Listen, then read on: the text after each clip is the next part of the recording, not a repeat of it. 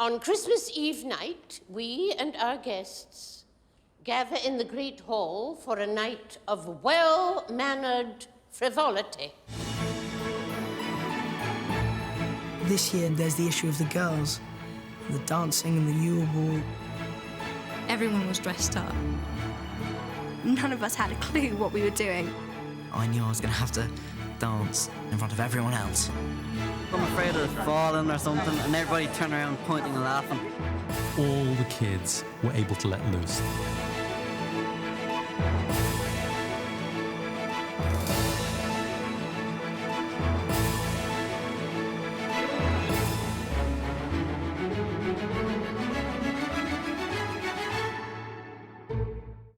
The whole run-up to the Yule Ball is fraught for the actors with those emotions that run high in people of their age. For the first time, they are interacting with the opposite sex.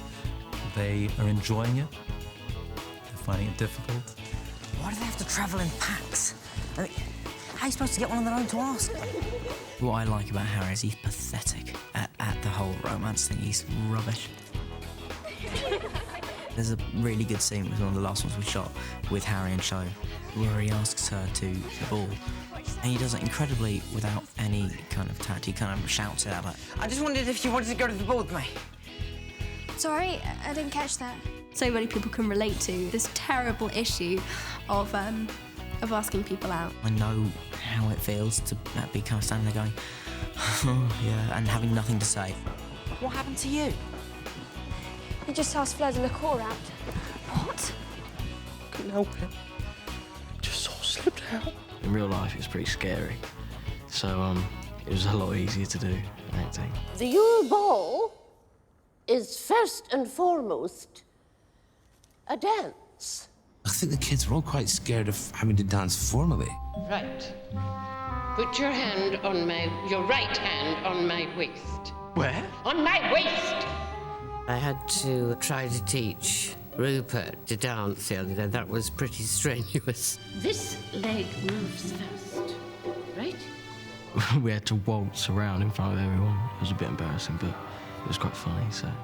It's hilarious, actually. The look on his face is just marvellous, which is really great. When we came off the set, Rupert was like, he just looked at us and said, don't say anything, just don't say anything. Can we... So, of course, we had to say something to him. Never going to let him forget this, are you? Never.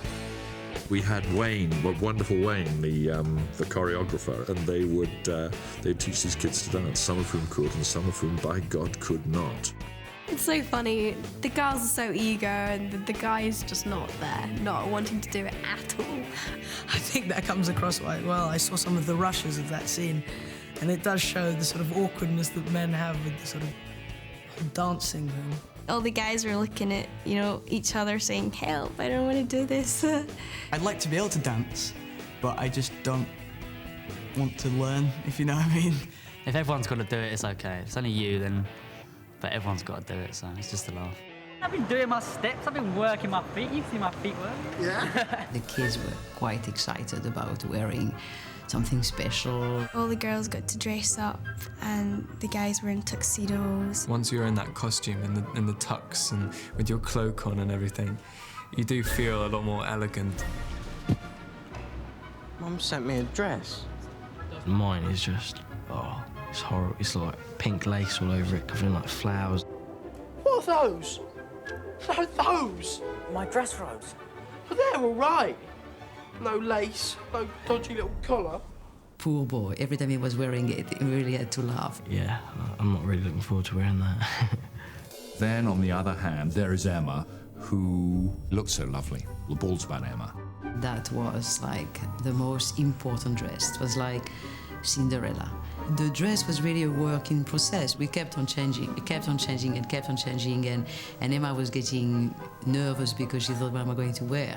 And at the end, yes, we got it. It was absolutely gorgeous. I was absolutely terrified I was going to rip it or spill something on it or anything. So literally, I would not sit in it, I would not walk in it, I would not do anything in it apart from what I had to do in it because I was so worried I was going to wreck it. Before she comes down the stairs, she just peeps around the side of a pillar and looks down. You know that at that point she changed into something. Emma was never ugly. So, you know, she's always been quite beautiful. So, I mean, I was kind of like, wow, you're just even more beautiful. Obviously, it's a huge moment in the film, and it is a big transformation, but for me, I'm kind of like, well, I've seen you at premieres. I was so nervous about the whole thing because it's meant to be such a big moment and it's going to be an anticipated moment, and I had so many pointers from Mike about how he wanted to look. I got down about 3 steps and fell down in front of the whole set, which was incredibly embarrassing. But no, it should be good in the film. You won't see that bit. But no, it was good.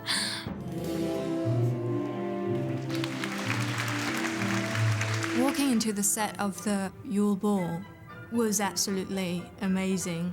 Everyone had to pretend they were in awe when they came in, but I think it was really genuine, actually. It's the best set I've seen so far, I think. The description in the novel is that it's a kind of ice palace, really. There are icicles hanging from the magic ceiling. So we've taken that maybe a step further.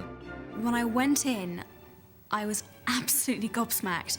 I cannot tell you how beautiful everything looked. You recognise it as exactly the same space, but the transformation is nonetheless pretty complete. The whole thing, of course, looked like Swarovski crystal and was stunning. Oh, this is my big dance day. How many times have I done it? I don't know. Everyone else had about 3 weeks, and I only had about 4 days to learn because I was doing another scene. And so I'm quite proud of what I managed to do.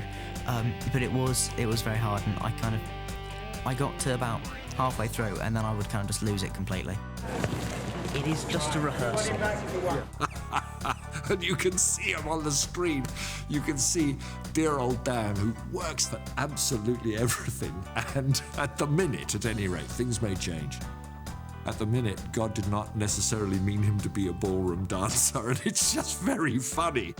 Because, of course, that's the character's dilemma, and there he is. He is absolutely his character at that point. But because Harry's not very good, I felt I should play it down. I would have liked to be very impressive. In my mind, I could see everyone going, oh, he's such a good dancer, wow. And it didn't happen. And it needs to be much wilder. It's a bit like, a bit tame, much wilder, It's part formal and part informal. So, that'll be a good first time you've seen a mosh pit at Hogwarts. You had to get these kids who would be completely abandoned to the music. They were marvellous at that. They completely lost themselves. They went, and it's great. So now I will bow my hand. And I'm going to come over to the dark side. There you go. There were a lot of boys, a lot of girls, probably more in a more loose environment than we've ever had. And boy, did they have a blast. We all did. I have to say, it was really fun. I think what Mike is really trying to capture is the really awkward teenage stage where girls and boys are interested in each other, and neither of the sexes quite know how to be. It really kind of takes the whole boy-girl dating thing and sort of exaggerates it slightly, but just enough so it's still believable.